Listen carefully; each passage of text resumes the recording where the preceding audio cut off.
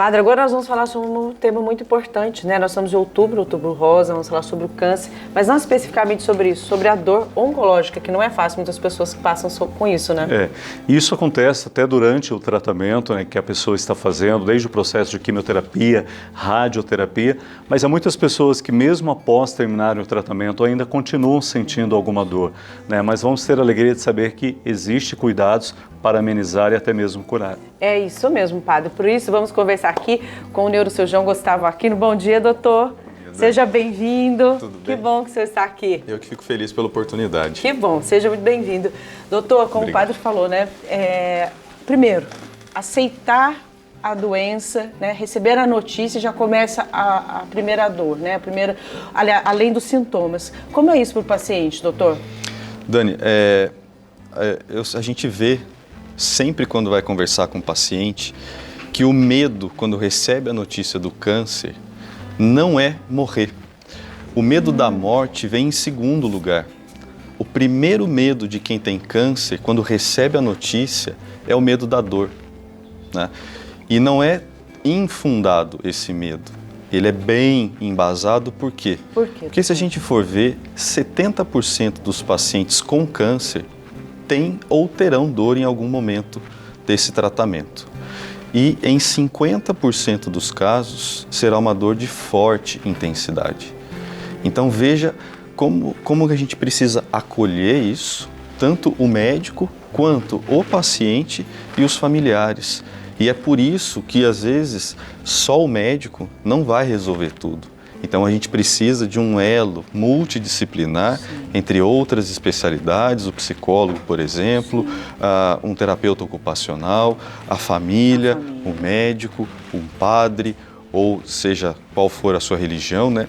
Ter esse acolhimento que a gente engloba tudo, né? Muito importante isso que o senhor está falando, doutor. Muito importante, porque existe essa ideia, né? Essa ideia de que eu vou dizer, eu já vou aceitar, estou com a doença, mas eu não vou falar, eu não vou pedir ajuda, é difícil para mim. Esse processo da pessoa pedir ajuda, até mesmo de falar sobre a dor que ela sente, física, né? Antes de chegar no emocional, mas Sim. a dor física, doutor, qual é a importância da pessoa falar sobre o que ela está sentindo? Por mais irônico que possa parecer, Dani, muitas vezes o paciente ele tem medo de falar da dor, né? Por quê? Porque ele acha que o oncologista, que é o médico especialista em tratar o câncer, pode não dar a devida atenção à doença que ele tem. Ele vai falar, bom, ele vai se preocupar com a minha dor e não vai tratar o meu câncer adequadamente. Vamos dar um exemplo? Dá um exemplo. Por exemplo, o paciente tem câncer de mama, para usar o nosso outubro rosa, né? Certo. E por causa da cirurgia, da mastectomia, da retirada da mama ou de parte dela, a paciente, isso a gente tem estatística de 20 a 50% das mulheres mastectomizadas pelo câncer de mama, elas sofrem de dores, tá? Tem até uma síndrome chamada síndrome de dor pós-mastectomia. E ao invés de retratarem isso... E a dor é local? Pode ser na mama, pode ser no ombro, e aí existe um elemento de confusão no braço, na região da axila. Então, é uma dor um pouco mais difusa, muitas vezes, e numa localização que você pode não associar. Poxa, eu fiz uma cirurgia na mama, por que vai doer o meu ombro? Né? Então, a gente tem que ter esse cuidado. E muitas vezes a mulher fala, bom, eu não vou comentar sobre essas dores, porque câncer dói mesmo, é assim, e deixa eu ficar quieta e deixa o meu oncologista cuidar do meu câncer. A dor eu resolvo depois. E isso é ruim. Por quê? Porque a qualidade de vida vai piorando muito com tudo isso, né? A pessoa deprime, a pessoa adoece por outras razões. Por quê? Porque o sistema imunológico fica mais fraco. Por quê? Porque você fica mais acamado, você sai menos de casa, você se alimenta de uma forma inadequada porque você não tem mais apetite. Sim. E a gente vê alguns estudos mostrando, inclusive, que o paciente que tem a dor bem controlada, ele não só vive melhor, ele vive mais. Não é que o tratamento da dor interfira no câncer, mas melhorando a dor, ele se movimenta mais, ele sai de casa, ele se alimenta melhor, ele não fica mais acamado e desenvolvendo pneumonias, tromboses e outras alterações. Isso colabora muito com o tratamento e com a cura, né? Totalmente. Nossa, importantíssimo isso que o senhor está falando. E em casos extremos, doutor, aquelas dores que a pessoa realmente não consegue lidar, quais são os tipos de tratamento que existem? Excelente, até... E eu também quero que o senhor desse um exemplo, né, para ficar mais... Sim, eu vou ilustrar bem. E foi muito bom a forma como você me perguntou. Porque a gente tem a noção de que a gente só vai procurar um tratamento para a dor quando ela for extrema. Extrema. Né? Então, existem dois pesos nessa balança aí. Desde o final da década de 80, a Organização Mundial da Saúde, ela criou um chamado escada analgésica da dor. Seriam 4 degraus em que você tem dor leve, dor moderada, dor intensa e dor refratária, que não melhorou com nada. Então, para cada tipo de dor, você tem um tipo de analgésico, né? A gente costuma brincar, eu não vou dar um tiro de canhão para acertar uma pombinha. Não devemos fazer isso nunca, mas enfim, você tem que ser proporcional à intensidade da sua dor. E quando analgésicos simples não funcionam, como uma dipirona, por exemplo, você pode pensar em outros remédios, como o tramadol e a própria morfina. Existe muito mito em torno da morfina, né? Que as pessoas acham que vão tomar morfina porque já está no último grau. É o final, não tem mais o que fazer, vai dar morfina. É mentira isso, doutor? É um equívoco, Dani. Tá. Por quê? Porque a gente não pode pensar na morfina como sendo o fim da linha, ou seja, eu só vou entrar... É a minha última esperança, ou o paciente, às vezes, ele nem quer tomar porque ele fala, meu Deus, se eu tomar isso é porque eu vou morrer, então eu prefiro não tomar. Errado. Ô, doutor, tem as pessoas até falam, não, a pessoa está bem no hospital? Ah, ela não está bem, ela está péssima, ela já está tomando morfina. Ao contrário, a dor dela está intensa ao ponto de usar a morfina. E se Deus quiser, ela vai usar essa morfina e vai melhorar e vai sair do hospital, exatamente porque tomou a morfina, ou ela pode ir para casa usando a morfina. Só que a gente precisa saber que muitas vezes o tratamento farmacológico, ou seja, o tratamento com medicação por boca, por via oral, não funciona, né? Mesmo altas doses não funciona. E às vezes tem efeitos colaterais que a pessoa não tolera. Por exemplo, muita sonolência, muita tontura, o intestino às vezes para mesmo de funcionar e aí não tem como a gente continuar. Então, muitos desses casos, a gente tem o que a gente chama de terapia intervencionista da dor. Como que funciona? O que seria isso, né? São procedimentos muito pouco invasivos, em que a gente usa, a maioria das vezes, agulhas especiais que vão... A gente faz isso num hospital, né? Tudo guiado por um aparelho de raio-x. Essa agulha aparece no raio-x ou por um aparelho de ultrassom. Eu até trouxe uma agulhinha aqui para a gente mostrar. Não sei se a câmera consegue pegar ali, aqui, ó. Quer que eu Você prefere que eu deixe ali, ó? Então a gente usa essas agulhas em que você consegue tirar a parte interna, acoplar uma seringa nessa porção e você consegue, Dani, injetar algumas substâncias específicas em nervos específicos que podem aliviar demais a dor do paciente. Nossa, doutor. E tudo isso a gente faz com sedação, não precisa de anestesia geral nem nada.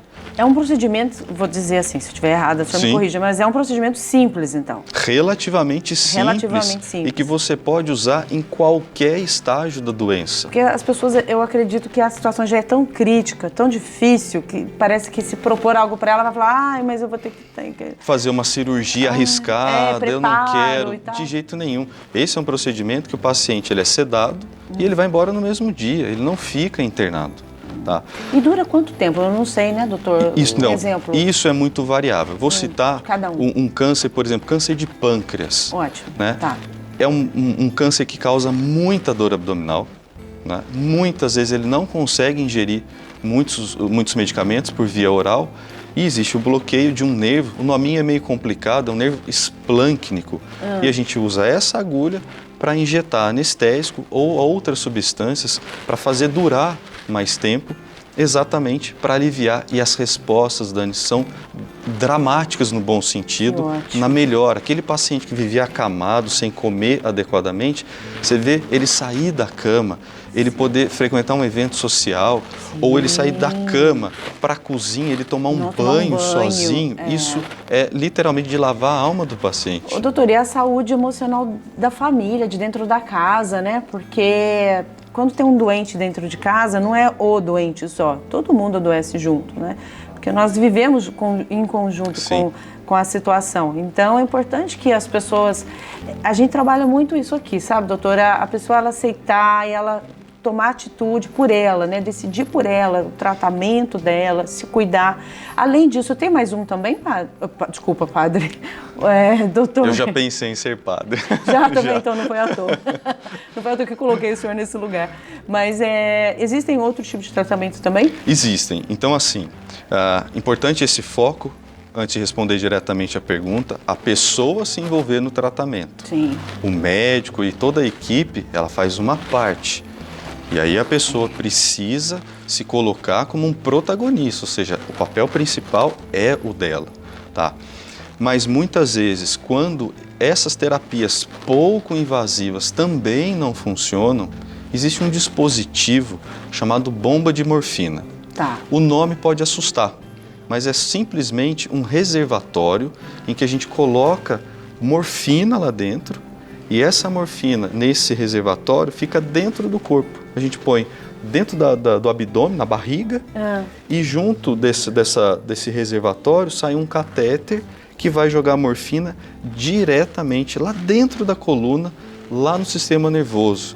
E qual que é a questão interessante desse procedimento, né? Você consegue diminuir em 300 vezes a dose da morfina que você tomaria por via oral, por exemplo. Então, os efeitos colaterais podem diminuir bastante, a eficiência do tratamento na melhora da dor pode melhorar muito mais ainda. E aí é lembrar, né? Você falou de exemplos, eu falei do câncer de pâncreas, por exemplo, quando você tem metástases ósseas. O que são metástases, né? O tumor cresce, por exemplo, no pulmão e de repente ele vai se alojar nos ossos, tá? Isso é uma metástase para os ossos. E esse tipo de metástase nos ossos dói bastante, tá? E a bomba de morfina, quando os outros tratamentos falharam, é uma excelente ferramenta. Nossa, e uma excelente explicação para que você que esteja em casa esteja ouvindo isso, né? A gente fala, é lógico que não é fácil, precisa ter paciência, é um tratamento que às vezes exige tanto tempo, né? Até mesmo anos. Sim. Mas é para você sair dessa situação. A gente precisa de informação, a ciência está aí para nos ajudar e a informação é importantíssima, né, doutor? Muito, muito. Por quê? Porque a gente vê, tem estudo nacional, brasileiro e europeu mostrando como os pacientes que têm câncer, como eu acabei de dizer, que têm dor com muita frequência, eles não são encaminhados por um especialista em dor. Tá? Na melhor das hipóteses, de acordo com os estudos que a gente vê, 10% são encaminhados para um especialista em dor. Então veja como os pacientes com uma doença que causa tanta dor, ele é tão pouco assistido naquela questão específica daquilo que ele sente. Então o senhor, como especialista, como hoje está representando a área médica aqui para nós, né? É importante que o paciente fale então, né? Exato. Peça, doutor, Exato. Eu não estou aguentando, me indique um especialista. O que eu faço? Pergunta, né? Fala pra gente, o que a gente deve fazer, doutor? Não fique com medo de falar da sua dor, é importante. E de repente, se naquela consulta, porque às vezes o oncologista também, ele está tão focado na doença, em resolver realmente o câncer, que se a pessoa não falar da dor, e dor é algo que incomoda, se a pessoa não falou, é porque ela não está sentindo. Então, se o médico não questionar, fale espontaneamente. Se ele ainda assim não avançar na conversa, proponha. A gente hoje tem tantos recursos, né? Proponha, olha, não seria bom um especialista para me acompanhar ou para me avaliar nesse aspecto? né? Bom conselho, gostei desse conselho, doutor. Sabe por quê? Às vezes as pessoas vão ao médico e quer, às vezes, que o médico adivinhe, né? Exatamente. Você não está com uma dor, você não quer um especialista, mas você não quer assim, você não quer assim. A gente também tem que colaborar, por isso que a gente aprende a lidar com a situação, né? Porque não tem como, já é uma situação muito complexa. Sim. Doutor, gostaria de agradecer muito, foi ótima essa aula, né? Esse incentivo das pessoas também terem dado dar essa informação para que as pessoas saiam de um sofrimento que é possível, né? Eu acho que Muito o obrigada. recado que fica é esse: procure o tratamento, fale sobre a sua dor, porque ela tem resposta e muitas vezes tem cura.